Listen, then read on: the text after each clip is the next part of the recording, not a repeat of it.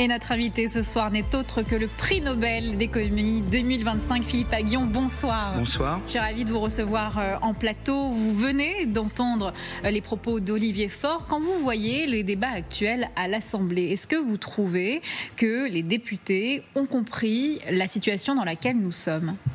Alors, je n'ai pas suivi en détail les débats assemblés parce que depuis 2 semaines, il se passe plein de choses dans ma vie qui fait que je ne peux pas me mettre devant mon écran de télévision et suivre les débats parlementaires. Et vous voyez que le Parti socialiste, après la suspension de la réforme des retraites, demande autre chose. Voilà, exactement. Donc d'abord, je voulais m'expliquer, j'étais soulagé qu'il y ait eu donc une proposition de suspendre l'horloge. Moi, je dis interrompre l'horloge de la réforme des retraites. Ça a donné de l'espace pour qu'il y ait une vraie négociation qui s'engage avec le Parti socialiste et avec l'ensemble des forces politiques qui sont partie de gouvernement, que je dirais. Voilà. Et donc, ils sont en train de négocier et j'espère qu'ils vont arriver à un accord. Vous avez vu tout de suite que dès qu'il y a eu qu'en fait, suite à la proposition de M. Lecornu de suspendre donc l'horloge, comme on dit, les taux d'intérêt sont mis à baisser. Le spread, ce qu'on appelle la différence de taux d'intérêt entre la France et l'Allemagne, s'est mis à baisser. Notre bourse est remontée et vous avez vu que nous n'avons pas été dégradés par Moody's. Voilà, donc regardons les bonnes choses. Donc, ça montre que c'était la bonne voie à suivre.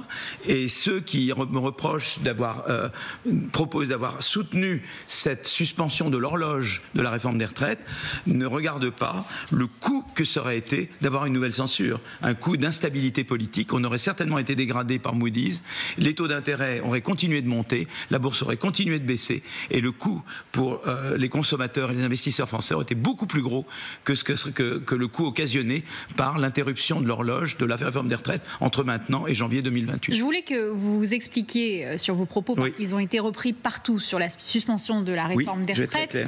Vous avez dit, je suis content que ça arrive, mais vous parlez de quel point de vue ? D'un point de vue idéologique, parce que ce sont vos idées personnelles, ou économique, ou simplement parce que ça permet en fait d'avoir une sorte de compromis politique.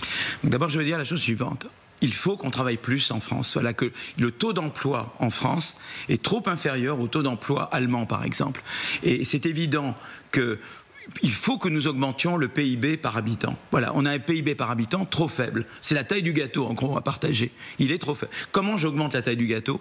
J'augmente le taux d'emploi. Alors, c'est-à-dire que le taux d'emploi des jeunes est trop faible. C'est peut-être l'apprentissage, c'est peut-être l'insertion professionnelle qui n'est pas comme elle devrait être. Le taux d'emploi des seniors est très faible. C'est aussi beaucoup parce que les entreprises en général, se séparent de leurs employés dès qu'ils ont 50 ans, dans beaucoup de cas, ce qui n'est pas une bonne chose. Et puis, il faut revoir la réforme des retraites, d'accord ? Donc, sur le fond, je suis d'accord qu'il va falloir travailler plus. Et puis, l'autre source... Vous avez dit toujours 63 pour augmenter la part du gâteau, il faut... Pardon ? Vous avez toujours dit 63 ans avec revoyure. Attendez. Non, je n'ai pas terminé mon raison. Il faut d'abord un taux d'emploi plus élevé, d'une manière générale, pour augmenter la taille du gâteau. L'autre manière d'augmenter la taille du gâteau, c'est d'augmenter la croissance de notre productivité. Et donc, innover davantage. Ça, c'est une position absolue. Vous voyez, ça, je suis totalement.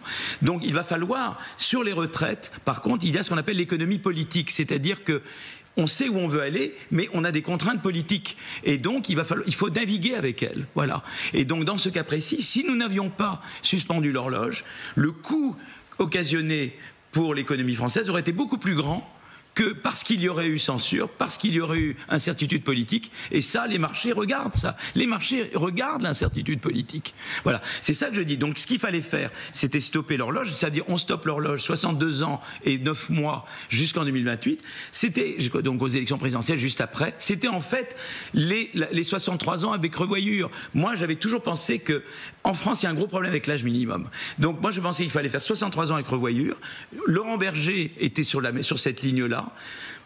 Xavier Bertrand, Olivier Marleix, voilà. Donc il y avait sur cette ligne raisonnable un arc important. Et puis l'idée, c'était de dire, c'est un premier pas. Ensuite, il va falloir discuter d'une réforme plus fondamentale et moi je propose la réforme à points. Les Français sont ouverts à la réforme à points.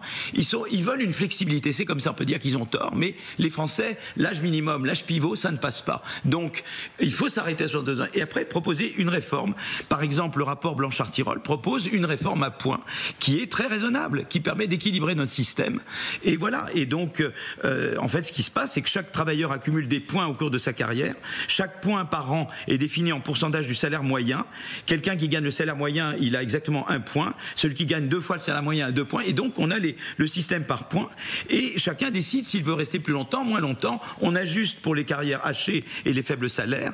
Et voilà, mais c'est un système flexible. C'est ça qui va fonctionner chez nous. Et c'est ça que Macron avait proposé, d'ailleurs, dans son programme de 2017, auquel j'avais eu l'honneur de participer. Revenons à ça. Faisons les 62 ans, 9 mois pour le moment. Et à un moment de l'élection présidentielle, eh bien, j'espère qu'il y aura un candidat qui proposera cette réforme à point, ou en tout cas un système différent. Parce qu'il va falloir effectivement faire une autre réforme plus profonde à plus long terme. Alors, Moody's n'a pas dégradé la note. Ce n'est pas le cas de toutes les agences, Philippe Aghion. Est-ce que ce n'est pas dû aussi au fait que nous sommes allés vers une réforme du système des retraites, puis que nous avons fait marche arrière? Quand on voit les autres pays, nos voisins européens, l'Allemagne 66 ans, Belgique 66 ans, Espagne 66 ans, Italie 67 ans, est-ce que nous ne sommes pas une sorte d'exception européenne? Non, mais c'est pour ça que je vous dis qu'il va falloir reprendre le chantier de la réforme des retraites. Mais il faut passer d'une autre façon. Vous voyez, quand vous voyez que c'est un blocage de la population, eh bien, on passe autrement. C'est comme vous avez des enfants, s'ils ne veulent pas une certaine chose, le repas, vous le faites différemment et vous mettez les mêmes vitamines dans quelque chose qui passe mieux. C'est la même chose. Donc, a little bit of sugar makes the medicine go down, comme dirait l'autre. Voilà, il faut ruser. C'est ça l'économie politique. Il faut comprendre comment les gens réagissent, etc. Il y a des gens qui prétendent qu'ils parcourent la France. Mais s'ils ne comprennent pas que les Français ne veulent pas d'âge minimum, c'est qu'ils ont parcouru la France avec des boules qui quoi. Un homme qui s'est opposé à la suspension de la réforme des retraites, c'est Édouard Philippe. Oui. Dans le journal du dimanche, aujourd'hui, un indiscret dit que vous aviez proposé vos services à Édouard Philippe et qu'il n'a pas été content parce que vous auriez dit dans une interview il faut balayer devant sa porte quand on parle d'instabilité, après qu'il ait demandé la démission d'Emmanuel Macron. Je vais être très clair là-dessus. Donc d'abord, j'ai rencontré Édouard Philippe, je suis ravi de parler avec lui, je parle à d'autres personnes aussi, je parle à Bernard Cazeneuve, je parle à Xavier Bertrand, je parle à d'autres gens. Moi, je suis un chercheur indépendant. Je ne suis pas un politique. Je suis un chercheur indépendant. Vous vous définissez comme social-démocrate. Moi, je parle. Tu pourrais dire social-démocrate, social-libéral. Si on me disait qu'est-ce que tu penses du gaullisme social, le gaullisme social, ça me va très bien également. Tu arrives à peu près au même truc, quoi. Philippe Aghion, vous savez que vous avez été attaqué sur le fait que vous étiez au Parti communiste quand vous étiez plus jeune. Oui, mais alors là, je réponds la chose suivante. J'étais très pour Berlinguer. Berlinguer, c'était le leader du Parti italien. Le Parti communiste italien est devenu le Parti démocrate italien, un bon parti social-démocrate. Mais moi, j'ai évolué comme Berlinguer, voilà. Donc je ne suis pas honte de dire j'étais Berlinguer et je suis maintenant Parti démocrate italien. Je vous laisse continuer sur Édouard Philippe. Alors, je vais à Édouard Philippe. Donc, je veux dire sur Édouard Philippe, d'abord, c'est quelqu'un dont je respecte les prises de position et je respecte, et les idées programmatiques. Donc, c'est quelqu'un à qui on peut parler. Et il y a d'autres personnes à qui je parle. Donc, je ne suis dans aucune écurie, d'accord. Mais c'est vrai que j'ai eu une réaction à chaud. Je n'ai pas aimé le fait qu'il demande la démission du président. Voilà, je pense qu'il n'y a pas de raison. À ce moment-là, n'importe quel président de la République, dès que les sondages baissent, on lui dit allez, tu dois t'en aller, quoi. Tu vois ce que je veux dire? Et donc ça veut dire que ça déstabilise la fonction présidentielle, qui est à mon avis un pilier de la Ve République. Donc moi je suis très attaché, à cet acquis qui est la Constitution de la Ve République. J'y tiens beaucoup. Et tout ce qui peut déstabiliser cette fonction me pose problème. Et puis je pense qu'effectivement, beaucoup de gens doivent au président. Moi, je ne me suis pas privé de le critiquer.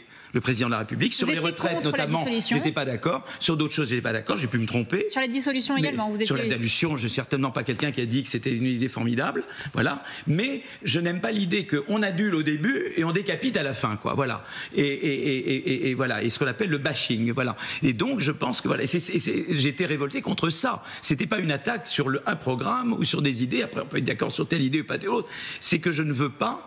Il n'y a pas de raison de demander la démission du président de la République. Je pense qu'il n'y a aucune raison qu'il ne puisse pas aller à son terme. Vous avez l'air d'être un homme de compromis, Philippe Aghion. Vous pensez quoi de Sébastien Lecornu ? Écoutez, d'abord, moi, je suis un économiste, donc je juge. Moi, ce que je vois, c'est que c'est un homme pragmatique et il essaye. J'ai beaucoup aimé le fait qu'il renonce au 49.3. J'ai trouvé que c'était très bien et qu'il essaye de jouer le jeu parlementaire jusqu'au bout et d'essayer d'arracher un compromis. Et j'espère et qu'il va vraiment susciter ce réflexe très gaullien de dire on n'est pas tous d'accord. Je pense que De Gaulle, quand il parlait aux communistes, c'était pas au sein du Conseil national de la résistance. Je pense que c'était pareil, c'est-à-dire on n'est pas d'accord sur tout, mais on doit ensemble gouverner la France et on doit ensemble sortir ce pays. Revenons à ce qui est France en 1945.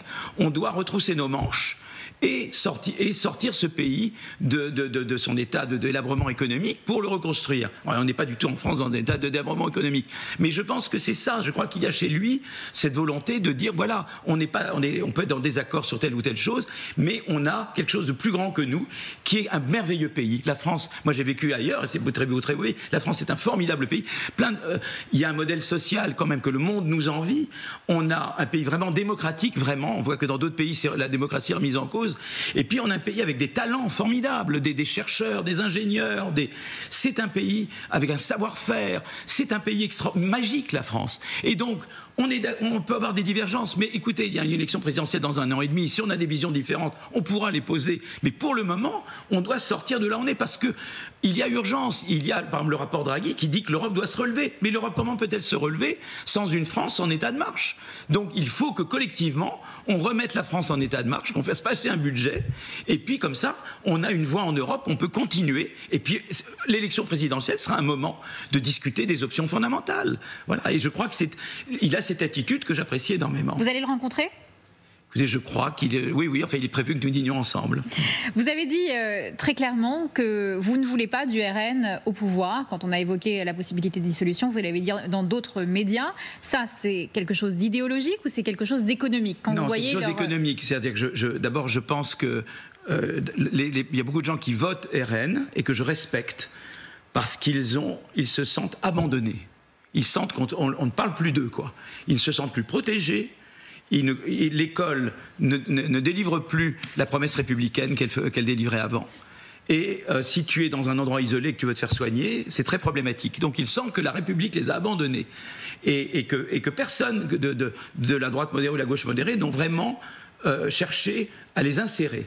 Et donc en désespoir, ils disent je vais aller pour ce qu'on n'a pas encore essayé. Donc qu'est-ce qu'on n'a pas encore essayé? Le RN.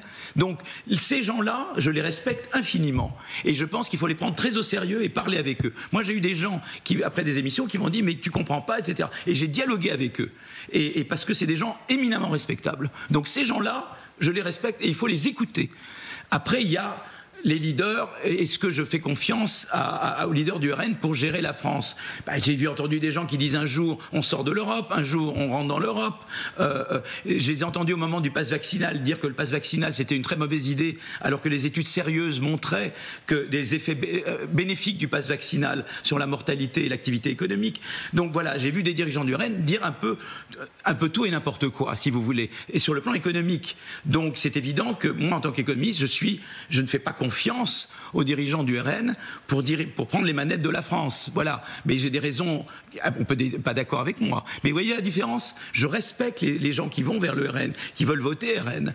Mais ça ne veut pas dire que j'ai confiance dans Madame Le Pen pour diriger la France. Non, je ne lui confie pas les manettes. J'aimerais vous montrer leur dernière proposition. Ça s'appelle La France entreprend, avec notamment une liste de propositions qui semblent un peu aux antipodes de ce qui avait été proposé avant. C'est-à-dire quelque chose d'assez pro-entreprise. Regardez, suppression de la CFE, cotisation foncière des entreprises, suppression partielle de la C3S, cotisation sociale de solidarité des sociétés, exonération de cotisation patronale sur les hausses de salaire de 10%, exonération totale d'impôt sur le revenu pour les moins de 30 ans, exonération d'impôt sur les sociétés pour les entreprises créées par les moins de 30 ans. Est-ce qu'il y a des choses qui ne sont pas applicables là-dedans, Philippe Aghion ?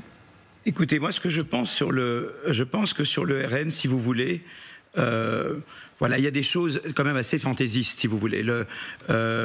Les économies sur la fraude de 5 milliards d'euros, j'y crois pas beaucoup. Les économies sur le budget de l'Union européenne sont contraires au traité. Et je reçois de l'argent de l'Union, moi, français, d'accord? Et on en reçoit, si on en reçoit moins, le budget d'État devra compenser, d'accord? Les économies de 7 milliards en 2026 sur les agents et opérateurs sont inventées. Donc, si vous voulez, je vois beaucoup de choses assez fantaisiste, vous voyez ce que je veux dire, à nouveau qui montre un grand degré d'amateurisme. Voilà, je pense que c'est un programme très amateuriste. Et on veut simplement s'afficher, on veut dire maintenant, vous voyez, on n'était pas avec les patrons, maintenant on veut montrer les patrons qu'on est avec vous. Mais vous voyez, je veux dire, je vois de l'affichage Et je ne vois pas un travail sérieux d'économistes pour proposer un programme cohérent. Alors le RN, dans ce même dossier, promet de refaire de la France un paradis énergétique au service des entreprises. Ils aimeraient du tout nucléaire, à l'opposé de nos voisins allemands, avec cette image d'aujourd'hui que j'aimerais vous montrer. L'Allemagne qui entreprend un virage énergétique, qui a détruit 2 centrales nucléaires, qui promet 80% d'énergie renouvelable d'ici à 2030. Voilà, on le voit sur cette image. Est-ce que sur le plan économique, la France qui a choisi de relancer la filière nucléaire avec la création par exemple de 14 EPR de nouvelle génération d'ici 2030, est-ce que c'est le bon virage? Est-ce que c'est ça notre politique énergétique? Est-ce qu'elle doit ressembler à ça, Philippe Aghion? Je pense qu'on doit gérer ce qu'on appelle une transition énergétique, c'est-à-dire qu'on a des sources, on a l'énergie nucléaire par fission, il y aura j'espère un jour la fusion nucléaire qui sera beaucoup plus désirable, mais c'est ce qu'on a maintenant. Et il faut en fait tenir les deux bouts, c'est-à-dire qu'il faut d'un côté, on a besoin d'électricité, on a besoin d'énergie, et le nucléaire c'est quand même la manière la plus simple d'avoir, et on se diversifie quand même, et en même temps de poursuivre la recherche et l'innovation dans les énergies renouvelables. Je pense qu'il faut mener les deux de front. Vous voyez, les Américains, par exemple, quand ils ont découvert le gaz de schiste, alors je ne suis pas du tout pour proposer le gaz de schiste en France, ils ont à la fois mis en valeur leur gaz de schiste avec tous les problèmes que ça pose, et en même temps, il faut poursuivre des innovations plus durables. Alors moi, je ne propose pas le gaz de schiste en France, je pense que nous avons la chance d'avoir le nucléaire, et je pense que pour le moment, nous avons des besoins à court et moyen terme, notamment l'IA. L'IA est très consommatrice d'énergie. Je ne vais pas renoncer à la... C'est évidemment le bon choix. On a des besoins en énergie. On va devoir créer des centres de calcul pour l'IA. J'ai des besoins en énergie. La voiture électrique, c'est des besoins en énergie. Donc, si vous voulez, je dois faire ça. Mais en même temps, poursuivre la recherche et l'innovation dans les énergies renouvelables, notamment la fusion nucléaire ou les énergies, l'hydrogène ou d'autres sources d'énergie renouvelable. Mais je crois qu'il faut tenir les deux bouts. Vous voyez, vous ne pouvez pas dire simplement, parce que ceux qui disent je renonce complètement au nucléaire pour poursuivre les énergies renouvelables, en fait, ça veut dire je me remets au charbon. C'est ça qui se passe. C'est ça que l'Allemagne a fait jusqu'à maintenant. Et ça, je suis contre. Donc, je suis pour être propre dans la transition énergétique. J'utilise la source propre que j'ai maintenant, tout en poursuivant la recherche et l'innovation dans les énergies renouvelables. Autre proposition qui fait bondir à la droite, la taxe Zucman Light. Alors, pas de taxe Zucman, une taxe Zucman Light, ça a changé, elle a été mise au régime. Regardez, un impôt minimum de 3% sur les hauts patrimoines à partir de 10 millions d'euros. Ça exclurait toutes les entreprises innovantes et les entreprises familiales. Ça vous irait ? Je pense que c'est totalement... Voilà, je pense qu'on ne fait pas l'impôt comme ça. Je voudrais vraiment réagir sur l'impôt de manière suivante. Moi, je voudrais dire la première chose, c'est que pour pouvoir distribuer, il faut produire. D'accord ? Moi, je vous disais tout à l'heure, le gros problème qu'on a en France, c'est qu'on a un PIB par tête qui est insuffisant. Taux d'emploi, croissance de la productivité. On aura un gâteau plus grand, on pourra distribuer davantage. Première chose. Deuxièmement, la France est déjà le pays le plus redistributif, un des pays les plus redistributifs au monde. Vous savez que l'écart entre les 10% qui gagnent le plus et les 10% qui gagnent le moins est de 1 à 18 avant impôt. Il est de 1 à 3 quand je compte après impôt et en comptant les prestations. On a un des pays les plus redistributifs au monde. On a un des pays qui taxons encore le capital le plus au monde. D'accord ? Donc, on peut toujours taxer. Alors, il y a le problème des niches. Il y a une utilisation abusive de certaines niches ou de certaines holdings patrimoniales. Mais j'ai vu que la gauche au Parlement, elle a voté contre certaines holdings. Ben oui, ben alors elle fait n'importe quoi, cette gauche. C'est pas sérieux. Donc là, il y a vraiment un sujet qui est de mettre à plat la niche du trade. Ça ne veut pas dire la supprimer, elle est très importante. Et de voir qu'est-ce qui est vraiment perpétuer l'entreprise parce que c'est perpétuer l'emploi, et qu'est-ce qui est des fausses entreprises pour échapper à l'impôt sur les successions. Pareil sur les holdings patrimoniales. Qu'est-ce qui est vraiment une utilisation vertueuse des holdings, ou simplement j'achète mon chalet et mon avion personnel avec une holding. Voilà. Et ça, c'est très important, d'accord ? Par contre, tout ce qui touche à l'outil de travail, ça va réduire la taille du gâteau, et donc on aura moins à partager. Et la taxe Zucman, le gros problème, c'est que, eh bien, elle s'attaque à l'entreprise, elle s'attaque à l'outil de travail. Donc c'est là qu'il y a vraiment quelque chose. Alors après, tu dis, je vais rafistoler, je vais mettre dessus. Je crois qu'on ne fait pas des impôts comme ça sur un coin de table au café, quoi. Je veux dire, on repense le système fiscal intelligemment. Vous savez que dans les pays scandinaves, il y a des alternances de sociodémocrates et de partis plus conservateurs, etc. Le système fiscal bouge pratiquement pas. En Suède, au Danemark, il bouge pas. Parce qu'ils ont un système très clair, très lisible. Si vous changez sans arrêt votre système fiscal, vous créez un environnement d'imprévisibilité qui fait que l'IA va se faire ailleurs. Et d'ailleurs, je sais que vous aimeriez qu'on parle de l'IA.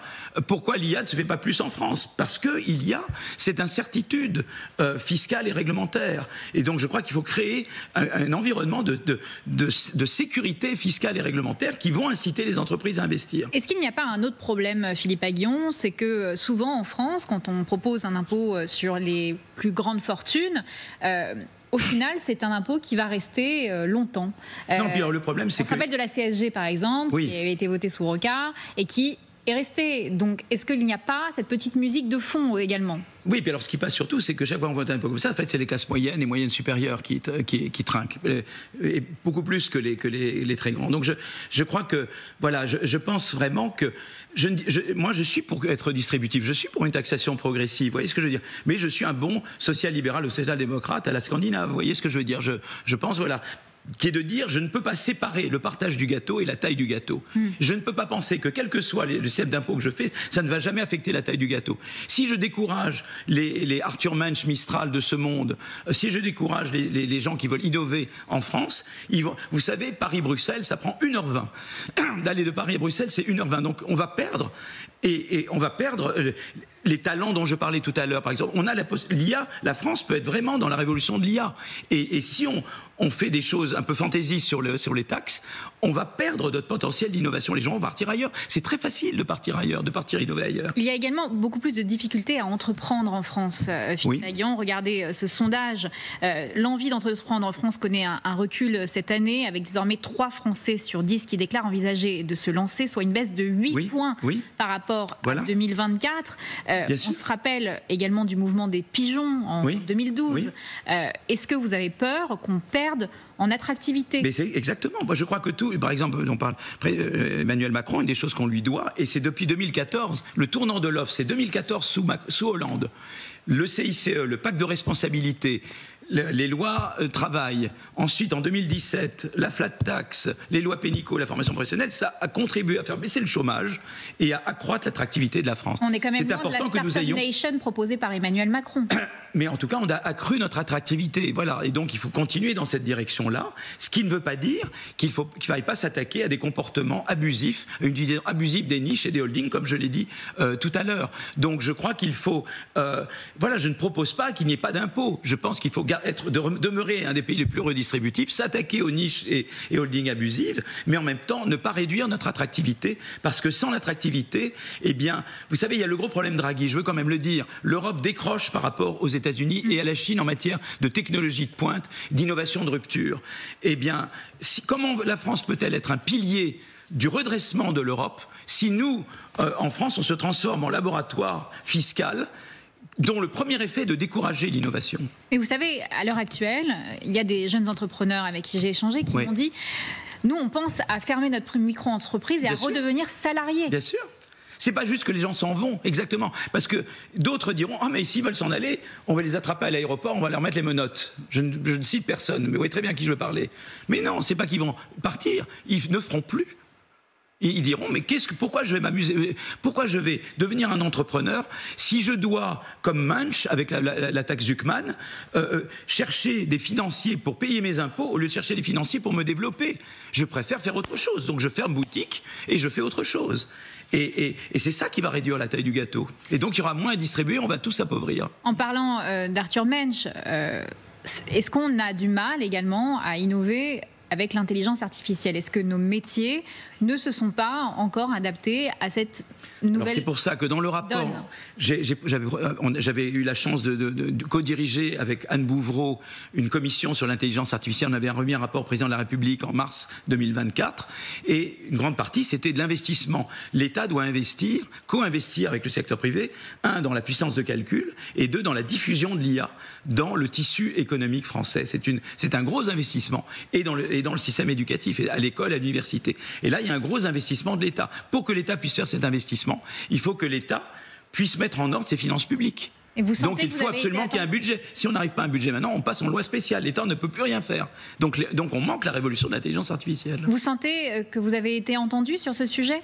Écoutez, donc là, je sens que le président de la République, évidemment, a entendu. Voilà. Et maintenant, il faut qu'il y ait un budget en France de façon que nous puissions être dans la révolution de l'intelligence artificielle et que ce ne soit pas un budget qui décourage l'intelligence artificielle. Il faut que ce soit un budget qui soit Draghi compatible. Qui soit intelligence artificielle incompatible. Et de ce que vous voyez pour l'instant, vous pensez qu'on... Moi, je suis un optimisme de combat. C'est-à-dire que je ne suis pas un optimisme panglossien, mais je sens qu'il y a quand même des gens responsables de différents bords politiques qui comprennent qu'il y a quelque chose de supérieur, qui est la France, et quelque chose de supérieur, qui est l'Europe. Et que ça vaut la peine qu'on se mette d'accord. Et je pense qu'ils vont se mettre d'accord. Voilà. Merci Philippe Aghian.